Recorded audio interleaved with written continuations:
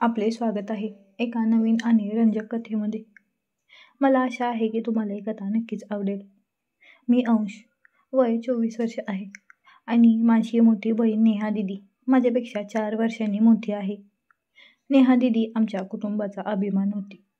त्यांच्या लग्नापूर्वीचं आयुष्य आनंदाने भरलेलं होतं. त्यांचा विवाह आर्यन जिजू यांच्यासोबत झाला होता, जे खूप समजूतदार आणि प्रेमळ होते. त्यांच्या लग्नाला 2 वर्ष झाली होती आणि सर्व काही खूप चांगलं सुरू होतं. पण नशिबाला काहीतरी वेगळंच मंजूर होतं. एक दिवशी जिजूंचा भीषण अपघात झाला. त्यांची प्रकृती एवढी वाईट होती की ते नीट चालू शकत नव्हते, ना बोलू शकत होते. डॉक्टरांनी सांगितलं की त्यांना दीर्घ काळजी आणि प्रेमाची गरज आहे. नेहा दिदींनी त्यांच्या उपचारांनी आणि काळजीची पूर्ण जबाबदारी उचलली होती. त्या दिवस रात्र त्यांच्या सेवेमध्ये व्यस्त होत्या. पण हळूहळू हे सगळं त्यांच्या मानसिक आणि शारीरिक क्षमतेवर परिणाम करू लागलं. एक दिवस अचानक दिदी माहेरी आली. त्यांनी घरी आल्यावर स्वतःला खोलीत बंद करून घेतलं. आई वडील खूप चिंतेत होते, पण त्यांनी दिदीला काही विचारलं नाही. मीही विचारात पडलो होतो की दिदी जिजूंना त्या अवस्थेत सोडून का आले असतील. रात्र झाली होती. मी दिदीच्या खोलीत गेलो. त्या खिडकीजवळ बसल्या होत्या. त्यांच्या डोळ्यात अश्रू होते. मी हळूच विचारलं, दिदी, तुम्ही जिजूंना या अवस्थेत का सोडून आलात? त्यांना तुमची खूप गरज आहे. त्यांनी माझ्याकडे पाहिलं आणि म्हणाल्या, अंश, तुला कळणार नाही. मी खूप थकले आहे. रोज त्यांच्या अवस्थेला पाहणं, त्यांना मदत करणं मला आतून खचवत आहे. मला वाटतं की मी स्वतःला गमावत चालले आहे.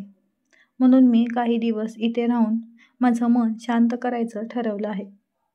मी त्यांचं बोलणं शांतपणे ऐकलं आणि मग सौम्य स्वरात म्हणालो, दिदी, मला तुमचं दुःख समजते. पण या क्षणी जिजूला तुमची सगळ्यात जास्त गरज आहे. तुम्हीच त्यांची ताकद आहात. जर तुम्ही त्यांच्यासोबत राहिला नाहीत तर त्यांना हुरूप खेचेल. दिदींच्या डोळ्यात पश्चातापाचे अश्रू आले. त्या म्हणाल्या, अंश, कदाचित तू बरोबर म्हणतोयस. मी माझ्या जबाबदाऱ्यांपासून पळ काढत होते. पण आता मला जाणवते की हा वेळ पळून जाण्याचा नाही, तर त्यांच्यासोबत उभं राहण्याचा आहे. सकाळी दिदींनी सासरी परत जाण्याचा निर्णय घेतला. मी त्यांना स्टेशनपर्यंत सोडलं. दिदी, तुम्ही जितक्या मजबूत आहात तितकीच कोणीच नसेल. जिजू तुम्हाला पाहून हिंमत गोळा करतील. तुम्ही त्यांचा आधार बना. वेळ कठीण असेल, पण तुमचं प्रेम आणि काळजी त्यांना नक्कीच बरे करेल.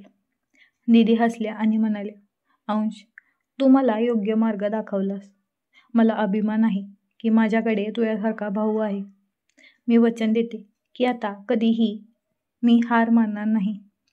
त्या दिवशी मला जाणवलं की कुटुंबाचा आधार आणि प्रेम कोणत्याही कठीण प्रसंगाला सहज बनवू शकतं. मित्रांनो, ही होती माझी कथा. जर तुम्हाला ही कथा आवडली असेल तर प्रेमाच्या गोष्टी या चॅनलला सबस्क्राईब करा आणि तुमचे विचार आमच्याशी नक्की शेअर करा. धन्यवाद.